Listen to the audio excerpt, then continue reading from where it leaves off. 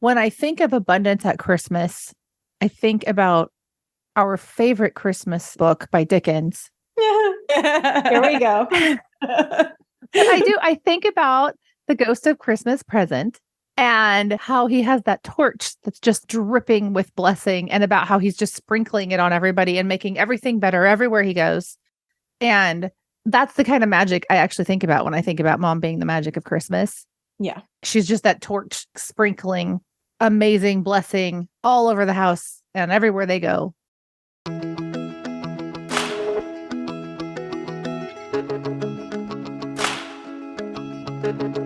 Welcome to Schlect Sisters, where we are cultivating the maximum number of thinking moms we can.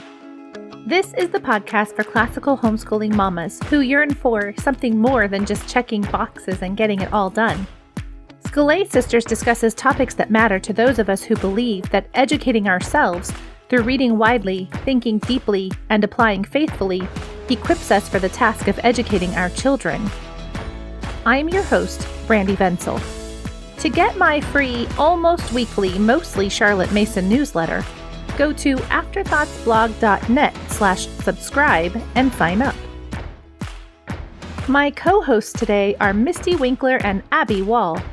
Mystie is a homeschooling mom of 5, including 2 graduates. She writes and podcasts at simplyconvivial.com and is the author of 2 excellent books, The Convivial Homeschool and Simplified Organization. Abby is basically the queen of the Schlect sistership. Abby is a country-living farmer rancher, a loving wife, and mom of 5 who homeschools and reads whenever she can.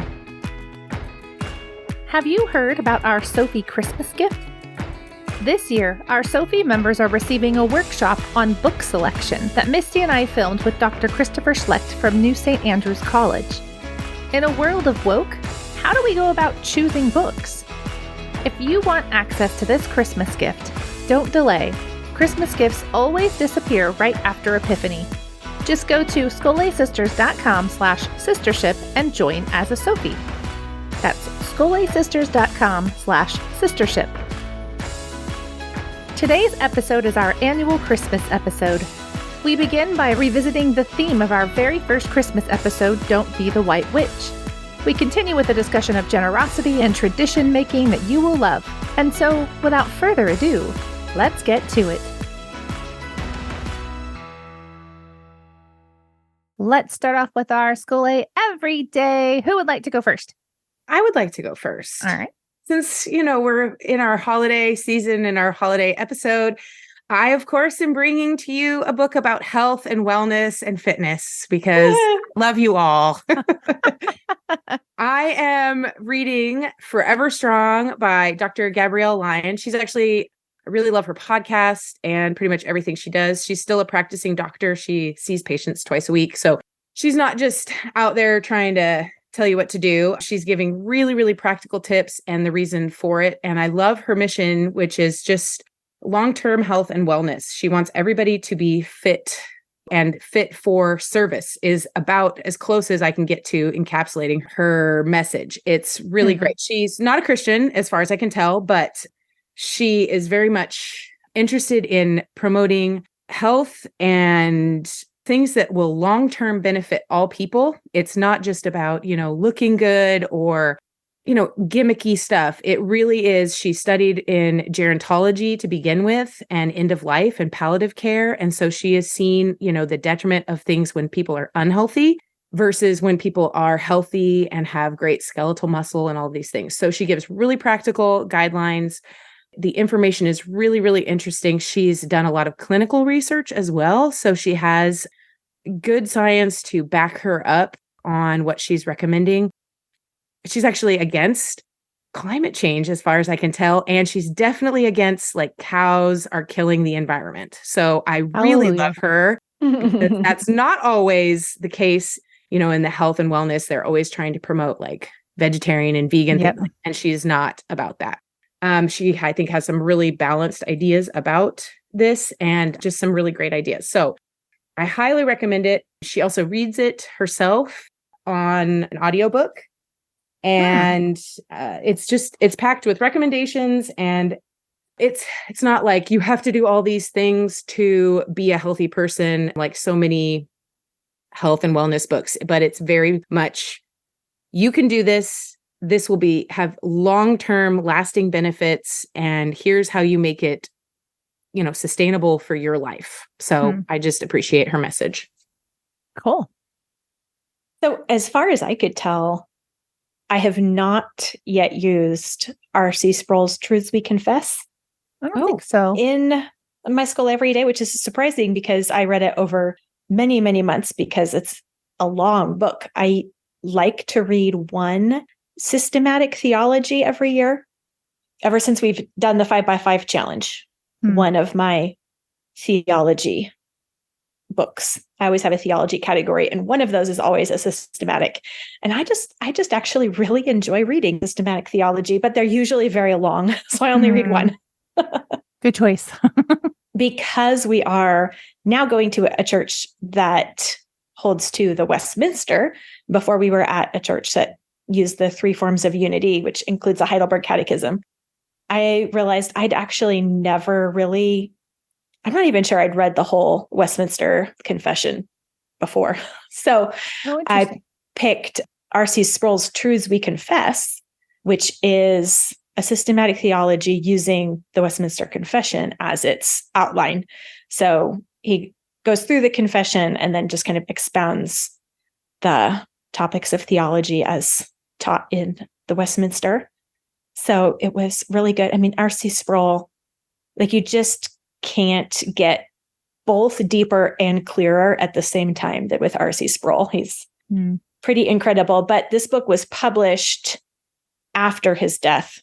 So it's not R.C. Sproul reading it, which is sad because he is hilarious to listen to. I've listened to a lot of his stuff before.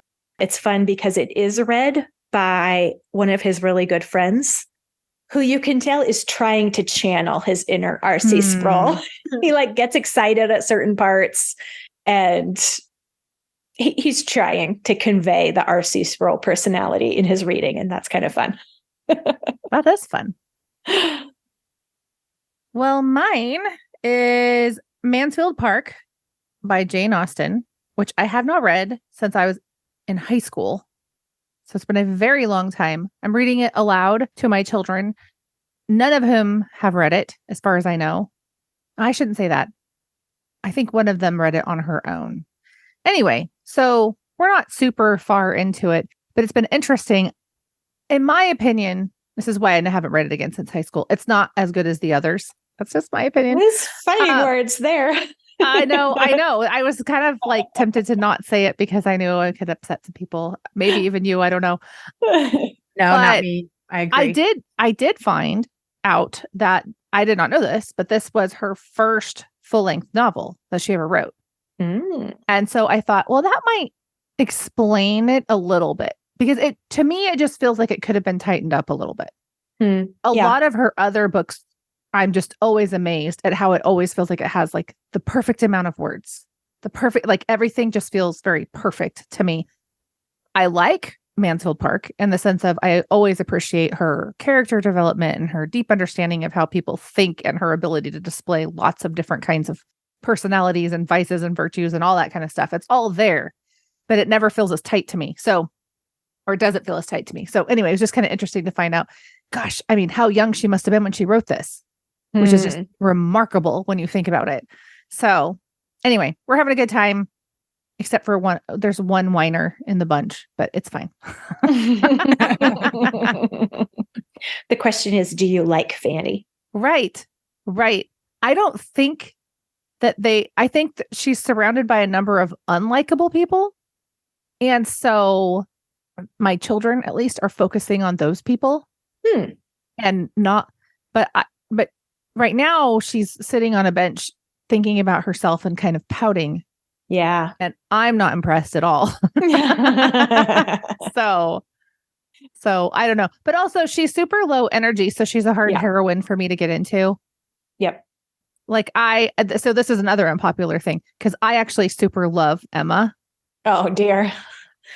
Oh, you know what? It's because I had a lot of the same shallow failings. And so I appreciate that that wasn't the end of the story for Emma. I won't get into how much I imitated Emma as a young person because it's embarrassing. But anyway, I like a more high energy heroine, if that makes sense. So Fanny doesn't get into a lot of scrapes because Fanny moves very slowly.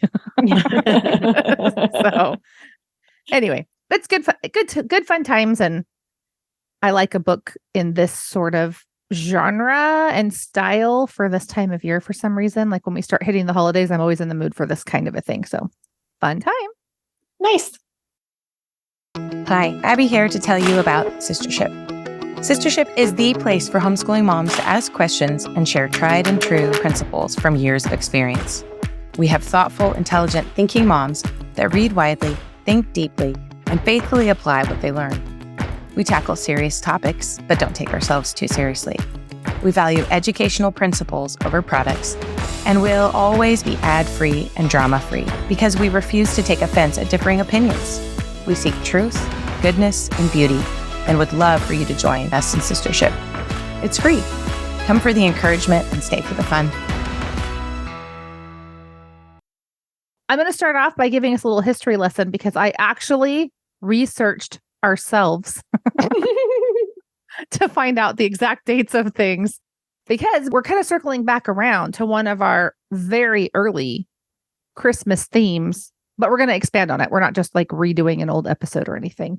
So right before Christmas in 2015, I wrote a post on my blog, which I called Don't Be the White Witch. And my basic argument in that post was that a Christmas with no traditions is like Narnia under the reign of the White Witch. It's always winter, but it's never Christmas. The post was mainly just encouraging people to have traditions and gave a number of little ideas and things. So then the next year, we did a podcast episode with that same title. So this was 2016, which, oh my goodness, you guys, it's been 6 years. Or no, 7 years. That's crazy. That was our first season, our first year, right? Was it? Well, it was episode 16. Oh, you're right, because we started in the spring. So this was our very first Christmas episode. It was our very first Christmas episode. Oh, see, I didn't connect that in my brain because I was looking at 16 thinking it seems like there were so many episodes. We did an episode by the same title. We called that Don't Be the White Witch. And at that time, that was when we launched our Instagram hashtag Don't Be the White Witch, just all one word, no apostrophe. And the purpose of that was to encourage everyone to share their holiday traditions, simple or elaborate, because we wanted to encourage each other to not grow weary in doing good. And we really wanted to encourage each other not to give into the Gnostic impulse, which at the time it was really popular to try to remove any material aspect of Christmas and turn Christmas into this very barren, so-called spiritual thing with no trappings that you could see.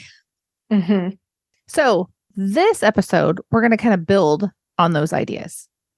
You know, if mom isn't being the white witch, then what is she being? And I wanted to title this Mom is the Magic of Christmas because I got in trouble for saying that last year. So I thought that would be fun. Because apparently magic is a dirty word, even if you meant it metaphorically. You're saying that mom doesn't exist. Oh, no. So mom's not real. Magic's not real. So mom, oh my gosh. I have said this so many times to my Plutarch students. God doesn't say when he forbids these things that they're not real. He says, don't do it. Because they really thought the Witch of Endor was pretending. Oh, dear. I was like, I'm not sure what universe you're in, but that was real, dude. Anyway, so our conclusion, I started with the conclusion. Our conclusion is going to be that I'm right and mom is, in fact, the magic of Christmas. Brandy's doing a Why I'm Right episode. That's right. Okay. That's right. Excellent. Which ties it back to the first one, because that's what the first one was too.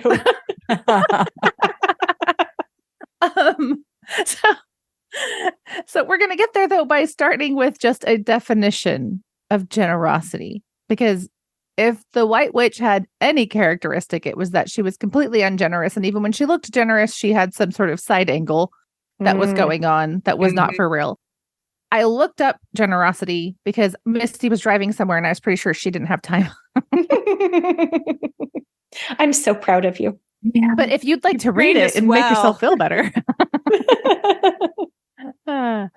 Generosity, when I looked it up, it said readiness or liberality in giving. But then the second one was very interesting to me. Freedom from meanness or smallness of mind or character. And I had never really thought about that. Do we think that the White Witch, we know she was mean, but did she actually have smallness of mind? That was kind of an interesting thought to me. Interesting. Well, if a focus on self is smallness of mind, Oh, then like she had great ambition, but she actually only thought of herself and what people could get her or what she could get. So that's really like a one-track mind. Just dawned on me, just on the off chance that someone has no clue what we're talking about. We're talking about The Lion, the Witch, and the Wardrobe. Yep, true. By C.S. Lewis. Yep. It just dawned on Context. me. I'm making an assumption that might not be fair to every single person listening to this. So anyway, so with that said, that's an interesting thought, Misty, that all of her, oh gosh, what is that? Charlotte Mason talk in The Way of the Will. She talks about how you can be evil and still have a strong will according to her definition. But you have to be devoted to something outside of yourself to have a strong will. If you're just living for self, then there's no strength involved because it's very easy to give into your every impulse and your every desire. So you could be a villain, but the villain that has a strong will is usually got some grand plan for the universe or something. It's not just about himself, or he's trying to avenge his father's death, or, you know what I'm saying? Like there's something outside of himself that he's thinking about and devoted to, maybe even an idol or false religion or that kind of thing. But when it's self, then actually, no matter how noble you look or whatever, you're consumed with your own passions, and it really doesn't require a whole lot from you. That's interesting. And tied to Charlotte Mason and words that she liked to use, I just quickly looked it up in a dictionary, which must be a different dictionary than you used. But it's the same second definition, just stated positively instead of negatively. Interesting. And it says that generosity is kindness or magnanimity. Ooh. So that's the opposite of smallness of mind. I like that. Yeah, that large-heartedness, Mm-hmm. large-mindedness even. Right. And then the third definition is amplitude and abundance. Mm-hmm. I like the amplitude. I do too. We're amplifying something. When I think of abundance at Christmas, I think about our favorite Christmas book by Dickens. Here we go. I think about The Ghost of Christmas Present and how he has that torch that's just like dripping with blessing, and about how he's just sprinkling it on everybody and making everything better everywhere he goes. And that's the kind of magic I actually think about when I think about Mom being the magic of Christmas. Yeah. She's just that torch, just kind of like sprinkling this amazing blessing all over the house and everywhere they go. So is generosity a virtue? Probably. How's that for an answer? You don't sound very convicted. Is there a like standard list, or what is a virtue? Lucky for you, I have the etymological dictionary up on my tab right now. Woohoo. A particular moral excellence, moral strength, high character, goodness, manliness, valor, bravery, courage in war, excellence, or worth. A particularly efficacious, good, or beneficial quality. An effective force or power. I mean, it's definitely not one of the main virtues that everybody talks about. Yeah. But I think it is a moral excellence, and it is an effective force, and it is efficacious, good, and beneficial. So I was listening to kind of an older episode of the Theology Pugcast yesterday, and they were talking about pursuing virtue and excellence. And they use 2 Peter 1:3-8, which is why I put it in our notes. And I said, does this apply here at all? Because I was like going back and forth. So I'll just read part of it. Yeah. It says, for this very reason, make every effort to supplement your faith with virtue, and virtue with knowledge, and knowledge with self-control, and self-control with steadfastness, and steadfastness with godliness, and godliness with brotherly affection, and brotherly affection with love. For if these qualities are yours and are increasing, they keep you from being ineffective or unfruitful in the knowledge of our Lord Jesus Christ. And so they were making this argument that Christians not only have an obligation to pursue growing in knowledge and virtue and basically all these excellences, because it's like a list of excellences, right? But that not only are we obligated to do that, but that it's protective, right? It keeps you from, what does it say? Being ineffective or unfruitful. Mm. And so they were really taking an angle on the pursuit of virtue and the pursuit of excellence that I had never really considered before. And I was going back and forth on, does this apply here? Could we make the argument that generosity is a virtue is an excellence that we're commanded to pursue, and it's protective in many ways, therefore, as we pursue generosity, then we reap those benefits. Like I was trying to see, is that a proper, it's not exactly a syllogism because I have too many premises, but still I was just kind of trying to think through whether or not we could think about it that way. We think of these things as being extra, therefore optional. And I don't mean any specific thing on the list. I mean in general. Like I'm not going to say you are all obligated. Christmas things. Right. Like I for sure, I'm not making a list of ornaments that you have to hand make at home in order to qualify. But, I'm saying generally being more generous in this context. I don't know. I was just curious if we could make the argument, or is that dangerous ground? Does generosity characterize the way you go about celebrating Christmas? So here's a hot take. So in the more classical Greek view, virtue refers to the excellent man. What characteristics does an excellent man have? And that's why you see the root man in the word. Mm-hmm. What if generosity is one of the epitome of a feminine virtue? Ooh. An excellent woman is generous because that's part of her role and her position in the family is making the home beautiful and welcoming and loving. She's extending welcoming and hospitality. That's her place, and her excellency is actually in being generous. I really like that. Isn't that a parable too about the widow who gives out of her poverty, who is generous, and she is compared to the very wealthy and rich, probably noblemen who are giving out of their wealth. They're still giving, but she is coming from a place where it is a generosity that is a step in faith because she's giving what she has. And she gives to the end of herself. Yes. Which is not what the others were doing. I'm thinking Proverbs 31. I looked it up because I have 5 million tabs open, actually, and one of them was Bible Gateway.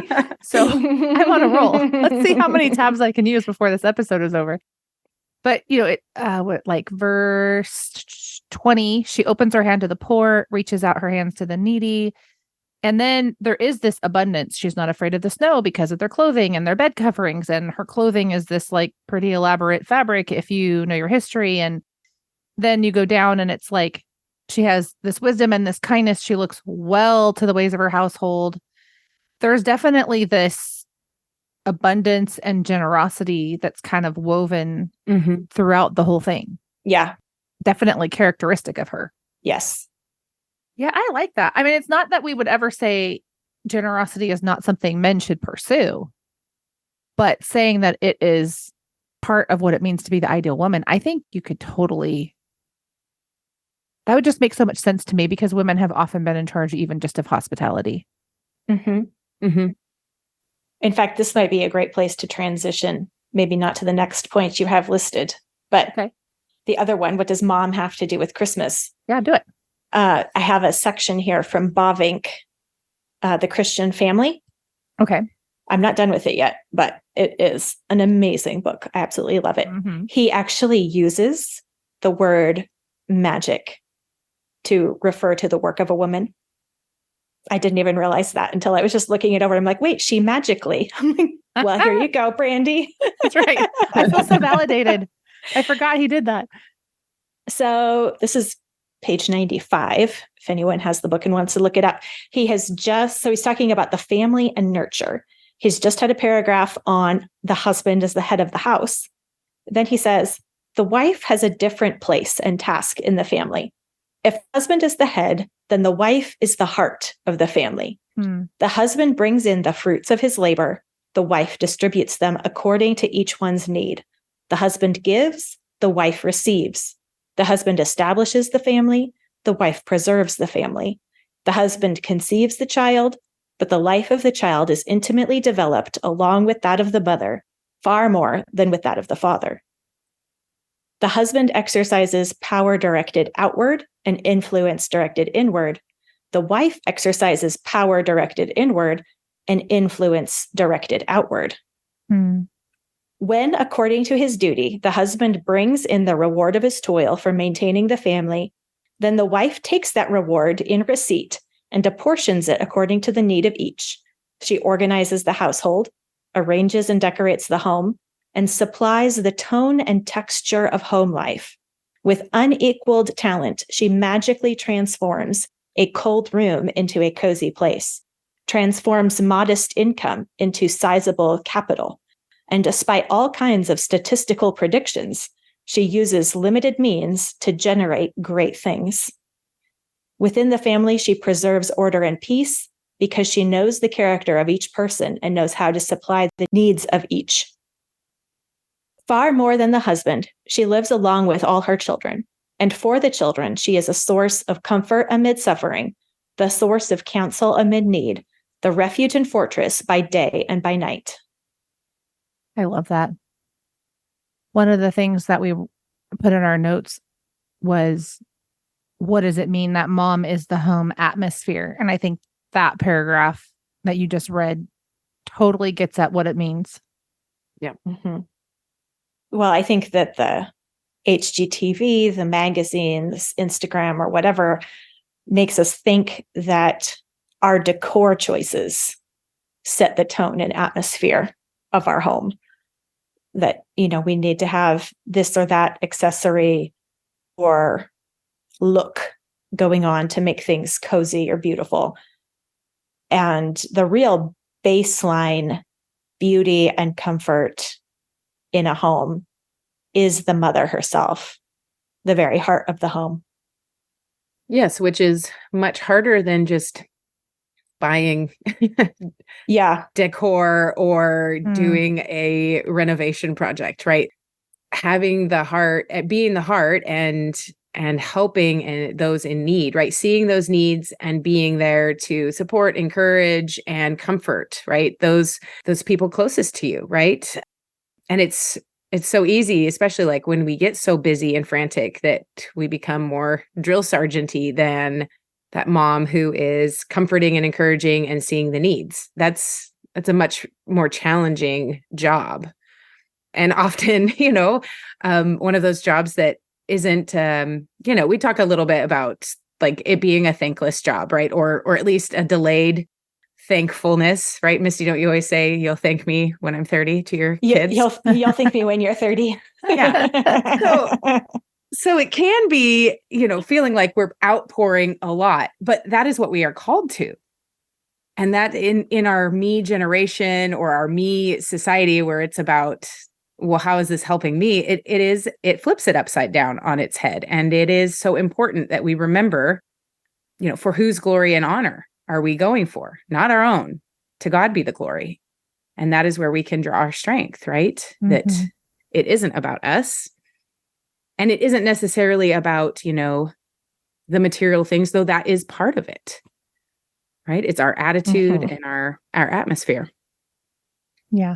Well, and you could have all the beautiful things and all the perfect decorations for Christmas, and it could still be winter and not Christmas. That's right. While we're saying that there should be physical trappings of Christmas present, we're not saying that that's a substitute for the internal reality. Yeah. So let's talk about physical trappings. Mm-hmm. I'd like to say, what is minimalism? Because when we were observing years ago that there was this Gnostic tendency to want to strip all those physical trappings out, it was directly tied to all the minimalism stuff, which is a little bit funny now because some of the people who were leading that movement didn't have children and now they do. And now they're like, oh, I can see why you all complained that this wasn't realistic.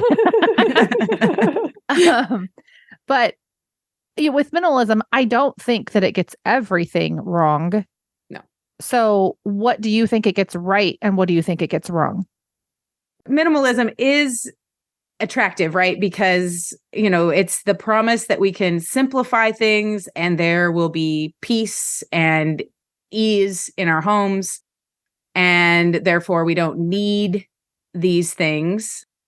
But yeah, I do think that a lot of people, like all of the, like I read a couple of minimalism books. It was always by either men or women that were either single or choosing not to have kids, all of these kinds of ideas. Like it did not fit in with Christianity. I think there was maybe one person, I think Joshua Becker, he's a Christian and he did minimalism, but his minimalism didn't look anything like theirs. Right. He just decluttered, I think is what he did.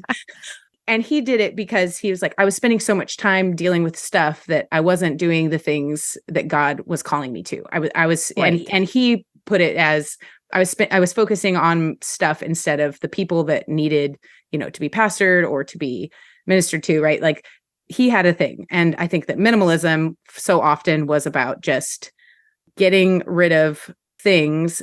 So I didn't have any stress in my life or things to worry about. I could just do whatever I wanted whenever I wanted. And they lost me when they were saying you could just have all ebooks and that would be okay. I mean, because I just do not agree with that. I mean, I didn't agree with a lot of things, but like you really lost me on the right. No books. You don't need real books in your life because they just take up time and space. And that's, right. Anyone who's ever lost photos because their computer crashed knows that that's a bad idea for a library. Yeah. So what I'm hearing you say, Abby, is like, it gets it right when it's about decluttering the things that you no longer need that are really causing you to have bad priorities. Yes. So you're clearing out unnecessary distractions in order to be able to do what you're designed to do. So that would be like the right, quote unquote, right part of minimalism. But where it's wrong is where it's really just about me being more comfortable or me having less responsibility because I don't like feeling stressed out. But there's no objective criteria that distinguishes between good responsibility and maybe bad responsibility. What I mean by bad responsibility is like there are times when we are just having like bad boundaries, right? Taking responsibility for things that we shouldn't. So there are definitely things that could be cut just by being more mature and not meddling in other people's lives or whatever. But minimalism doesn't make that distinction. It's just pare down. Right. And usually minimalism is just a different way of focusing about the stuff or a different way of focusing on the stuff. Interesting. And it can be the same problem at root. Sure. Just with the opposite tactic as thinking that just having the right thing or all the things is going to be what will solve my problem. I'll be able to own all the right stuff. But then minimalism can look like an answer to that problem by just being the same problem in a different guise, where just having less stuff will fix your problem, but it's still the approach that the stuff is what makes a difference. The right situation, the right surroundings is what will make you a better person. It's who you are and your relationships being rightly ordered that will determine how well you use your stuff. It's not your stuff that's going to impact or change you as a person. It's a really good point. To review, good reasons for minimizing things in your life and bad reasons. It's totally possible for us to try to do all the things and think that we should be doing everything or having everything or implementing every good idea that we see, we do have to recognize that we're finite, and that's not even a bad thing. Yeah. Well, I think too, this seasons plays into this. There are just some seasons where we are going to have things more simplified, right? The year that my twins were turning 2 was the year that my Christmas tree ended up on the front porch with a lot of broken ornaments. And it was a delight to my entire neighborhood. I saw it go in, and then 2 days later, all decorated, it came back outside, and it just lived there because we were not ready for that. Even because you had 3 toddler boys. Yeah, I mean, yes, I had all of my kids were between 2 and 7. It was a lot. So yes, but there are seasons. I had a Christmas tree on a card table, like a miniature Christmas tree on a card table for years, because I just didn't want to be the cranky mom because everybody was taking all the ornaments off or tipping over the tree or whatever. So I just put it up where only people mature enough could touch it. And so I did it for years. It actually looked really nice because I could put all the gifts underneath, there was lots of room, whatever. But, it wasn't no Christmas tree. It was just the Christmas tree that didn't make me cranky. Yeah. Well, and so when I had toddlers, our Christmas tree decorations changed. And instead of having no Christmas tree, I changed, just because I liked or wanted ornaments was not enough of a criteria for them to go on the tree. The tree is for all of us to enjoy. So unless all of us can enjoy it, it can't be on the tree, which meant that I put nothing breakable on the tree. Nice. There were wood and cloth and plastic ornaments only. And the glass ones have just been packed for over a decade now. I suppose maybe I could pull them back out now. I bet they can handle it, Misty. My surviving members of my glass ornament collection, it's small and sparse, but they're capable of handling it now. So you're probably safe. I was at the home of a large homeschooling family with my small children around Christmas time, and the mom brought out this beautiful wooden nativity for my toddlers to play with while we were there. And she said that's why she had gotten it, so that there was something for the littlest members of their family. So instead of saying, you can't do this and you can't do this and don't touch this and don't touch, it was, here, these are the things that are for you. This is what you can do. And that really changed my perspective on Christmas stuff. So I didn't get a bigger tree until they were older because this was a fake tree. I owned this tree. I was going to get my money's worth, let me tell you. But I did get like a plush stuffed nativity set, and as I told them the story, I got to where they actually could, act out the whole story of going to the inn and having a baby and all that stuff. It was actually really cute. But the whole reason why I got it was because this other mother had taught me that maybe we should have some things that are for them instead of just telling them to stop. Yes, that's a good one. To take what you guys just said about minimalism and try to apply it to the Christmas thing, it sounds like the argument is not, therefore, you should do every single Christmas idea that you ever see on Instagram and Pinterest. That's not what is being said. So then if that's not what's being said, but we're saying, but you should have traditions and you should have things that you do. And those things should be visible, physical trappings of the season. So then how do we make those decisions? How do we know when it's a good call and when it's a bad call? Are there some principles that could kind of govern this for us? Because the world's throwing at us all of this minimalism, you just shouldn't have any stress at the holidays message. And to me, it's like, that's not the criteria for how I decide things in my life. The ultimate criteria shouldn't be whether or not I feel stressed out. Then what should be the criteria? Well, I think there's also a secondary issue in there in that mess doesn't have to stress you out. Yeah, true. You could change the being stressed out part instead of the mess part. I have a book. Actually, by the time this airs, there'll be a book about that. Yes. Would you like to tell us what it's called? Simplified Organization. Learn to love what must be done. Nice. Very subtle. We are fine with that. It's going to be a great book to read right. for everyone. That's right. Because sometimes we just have to embrace the mess. And right. I mean, that's like having kids decorate Christmas cookies, right? Right. Minimal cost, maximum mess, and joyful memories, right? Yep.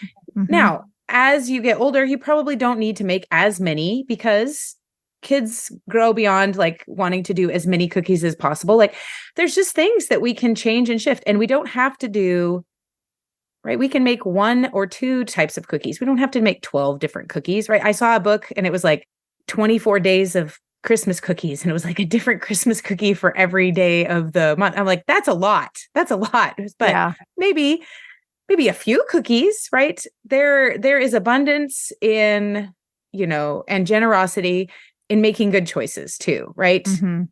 Yeah, appropriate choices for the season. And sometimes I think we put too much pressure on the idea of creating traditions, as if like, okay, we're going to start this tradition, which means I'm not going to do anything that I don't want to do for the rest of my life because I'm going to make it a tradition, something I'm now obligated to do every year. And I think really overall, the tradition should be, we do fun things. We do some things together during Christmas that really celebrate the season. Mm-hmm. Yeah. And eventually that will turn into some of the same repeated things. But even the repeated quote unquote traditions do adapt and change and are iterated year by year. It's not like we have to plan it out perfectly and then totally commit for the rest of our lives to have these particular traditions. Well, some things even are only fitting when children are very young or when they're older, or they don't fit once you have some of your children being married and grown or whatever. Like it just, I think even when we think, oh, this is something I want to do forever, probably we shouldn't get attached to forever, because probably life circumstances will change enough that we have to hold that with an open hand for some reason. Yeah. Well, do you either of you have simple traditions that have either lasted or been tweaked over the last few years? We decorate the Christmas tree on the first Sunday of Advent. Okay. With apple cider and music. Nice. Fabulous. Simple. I've never added apple cider. We do that, but I've never added apple cider. That's a good one. I should do that. I mean, sometimes I think we have traditions like that we don't even count. Yeah, that's true. Like that's a tradition, but it'd be tempting to not count that. The one that has lasted the longest for us is probably one of the simplest ones that we have, which is just spending one evening driving around looking at Christmas lights. Like there's a few different neighborhoods around here that really go all out. And so we go to those places and we look at those particular neighborhoods, and it's always been really fun. And when they were little, it was like they could wear their pajamas. I mean, now that they're older, they don't want to wear their pajamas. But when they were little, they did. And we would, get hot chocolate or make hot chocolate and bring it in the car or whatever. But it was just super, very simple, like no admission unless we wanted to go somewhere that charged admission. Like there are zoos and things that do Christmas lights where you can pay to get in. But it's just been a favorite thing every year to do that. The other thing we do is I actually do make quite a few different types of Christmas cookies, but not 24. That's a lot. and if you can do it with a cheerful heart, by all means, go for it, people. I'm not trying to kibosh that. That just sounds like a lot of work. It sounds excessive. It really does. No, we make. I would eat all the cookies, so yeah, that's why I can't.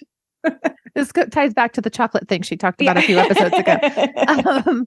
Well, what we do with the cookies, Misty, maybe this would help, is that we actually build plates and we give them, like I buy at after Christmas sales every year things for this project. So like cute little cookie boxes or decorative plates or decorative cellophane or whatever. But we make these plates and then we give them out to the neighbors that live around us. So the people across the street, people down the street. And it's just kind of like, there's a limit of how many people we know, So it's like, it's not this huge group of people. And then there's a few other people just from church who need encouragement or whatever. We'll make a special delivery and send things to their house. But it's something that we do every single year. And I'll never forget one year, our next door neighbor, Ken, who actually passed away a couple of years ago. He was an older gentleman and he showed up in tears on my doorstep, thanking us for the cookies.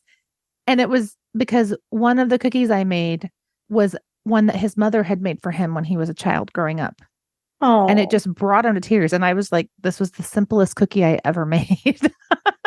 and I actually had just kind of on a whim made it. It wasn't one, but I make it every year. We call it the Ken cookie now.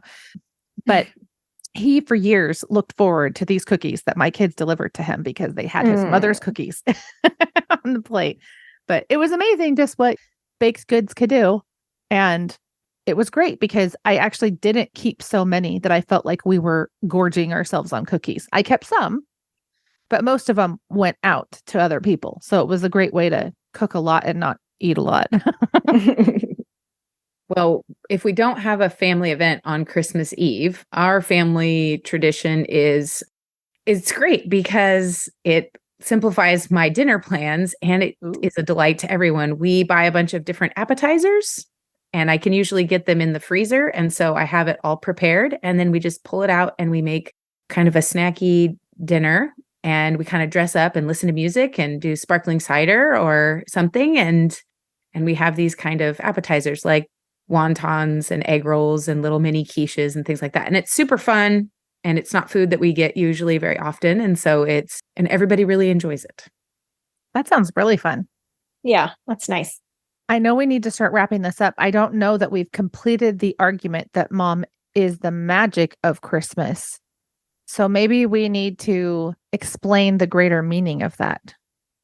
For Christmas to happen, someone has to make it happen. And that actually is a part of our role and responsibility and job as mom is to make the wonder and magic of Christmas in our home. Someone has to be the generous one pouring out the work and taking the time. And a part of what makes it magic is when mom also enjoys it and loves it. And she's not doing it like a martyr or saying, ugh, because people need this, even though I wouldn't do this if I didn't need to. But when we think about what we're doing and who we're doing it for and why we're doing it, and we connect with that and really lean into that, we can enjoy it and love it, even though it is adding work and taking time. Just because it does take work and take time doesn't mean it has to be stressful or difficult. We can actually enjoy that work. Yeah, something's only drudgery if you let it be. Yeah, that's an attitude problem. So in our notes, I had a quote from you that I think you actually said this at our retreat, Mystie. Okay, maybe because back in October, but you defined magic as the spiritual realm made to bear in real life. So my final question to you ladies, I feel like I'm running a game show right this second. My final question is, what we're saying is all very physical things. And we've talked a little bit about attitudes, but how is this connected to the overarching spiritual significance of the season? Like, what do you say to the minimalist who says, I'm cutting all of this because it drowns the meaning of Christmas? Well, Christmas is the time when God gave us his greatest gift, right? The Word became flesh and dwelt among us. Jesus incarnate. And it is a time to reflect on the goodness of God and his mercy to us. And that gift of salvation and the gift of Jesus, being a man, fully God and fully man, right? And when we contemplate that great gift, that is that real gratitude, right? Without that baby coming to this world, then we would not have the cross. We don't have salvation. So God in his mercy and his love for us, right? And that is the perfect posture of that we can receive his greatest gift, right? That thanksgiving. And that's not about drudgery or duty. It's reflecting because God loved us first, then we love him and we love the people he's given to us, right? We love our neighbors. Mm-hmm. Christmas really should be the most anti-Gnostic holiday because it is the time where we celebrate the incarnation. and God becoming man. So that means we should be celebrating through and with all the senses that God gave us and that God himself took on.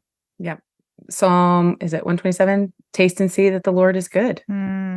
Yeah. And smell and Yep. all the things. Yes. I was thinking, I can't think of any other celebration where we would say it was marked by not doing something. I mean, you may plan a simpler wedding even just because of financial constraints or something, but it wouldn't be a wedding unless it had some particular things, right?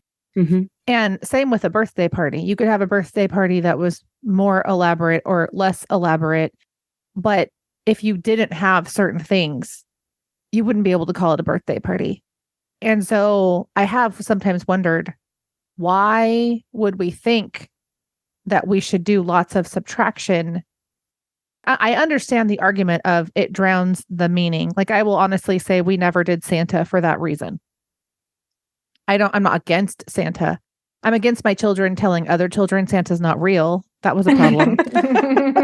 And it's completely embarrassing. Dead. Santa's dead. Yes, they literally did that because I was like, well, they should know that he was real. So I told them that, and it just got worse. So then I banned them from Sunday school during like Advent time, basically, so they didn't ruin things for people.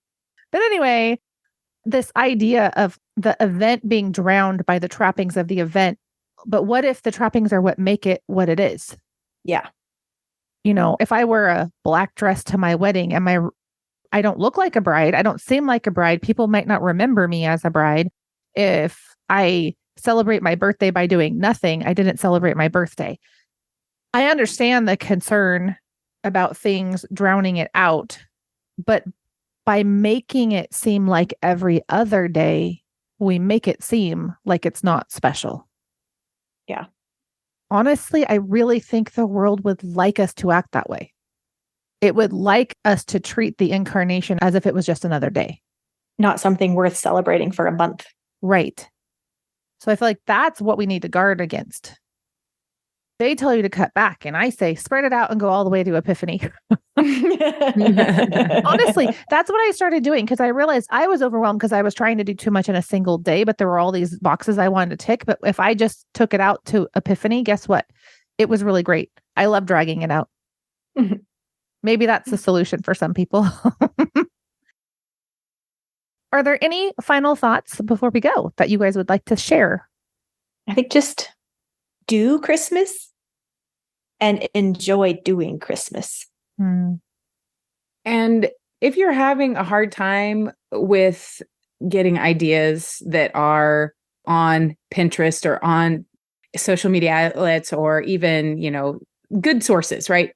Come to Sistership and ask questions, right? If you're struggling with this, there are so many women who are concerned with the same things, right? Wanting to honor God and wanting to celebrate. And how do we do that? And so get some hot tips and some information from people who are like-minded and can discuss this, because that is what we do. We talk about these issues and we don't always agree, but it really is a place where we can talk about these ideas and applying faithfully.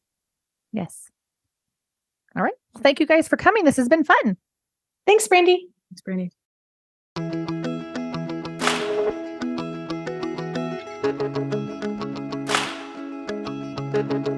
That's it for today, and that's it for season 22. Thank you so much for listening and being a part of the sisterhood of the podcast. Please make sure you are following us in your favorite podcast player so that you don't miss the fantastic episodes we have lined up for the spring 2024 season. All of the books and things we mentioned today are linked in our show notes. Just go to scolesisters.com/SS133 to check it out.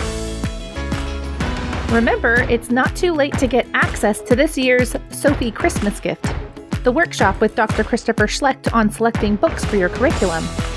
Go to scolesisters.com/sistership and sign up for the Sophie membership. We will be taking our annual break for the holidays. Season 23 will start up in early February if all goes as planned. Make sure you are following us in your podcast app so that you don't miss another great season of Schlect Sisters. Until then, we want to remind you once again that homeschooling is a marathon you needn't run alone, so open up your eyes and look around you. Find your sisters. Sorry, my kids were shouting because they have to go move sheep, and I think they're here. So sorry. We couldn't hear them. It's okay. Okay, sorry. I could hear them.